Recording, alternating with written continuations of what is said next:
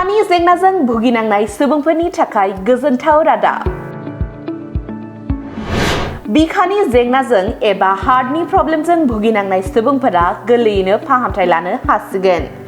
नंगौ, फैगौ 14 जानुवारि खालि क'क्राझाराव फैगोन सासे रोंगौथि गोनां बिखानि फाहामगिरि एबा कार्डिय'लजिस्ट। क'क्राझार नोगोरनि विवेकानन्द पार्क हिन्दी स्कुल साखाथियाव थानाय श्री गुरु मेडिकल स्टोर्स एन्ड लेबरेटरियाव फैगोन सासे रोंगौथि गोनां कार्डिय'लजिस्ट। हायद्राबादनि मेडिकोवर हस्पिटालनि कार्डिय'लजिस्ट डॉ.सुधीर रेड्डी चांद्राया क'क्राझारनि श्री गुरु मेडिकल स्टोर्स एन्ड लेबरेटरियाव फैगोन।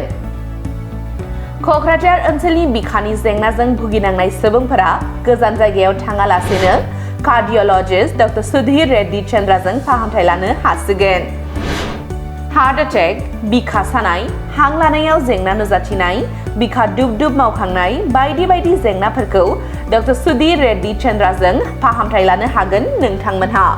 सानजौफुनि 1:30 जागायनानै बेलासिनि 4:30 नोंथांमोनहा डॉ.सुधीर रेड्डी चांद्राखौ लोगो हमनो हागोन। जुदि नोंथांमोनहा फाहामथाय लानो गोसो दंब्ला एबा आबुङै सुलाद लानो सानदोंब्ला 600-18-72-260 एबा 8099228858 जानबुं अनजिमायाव फोनांजाब खालामनो हागोन।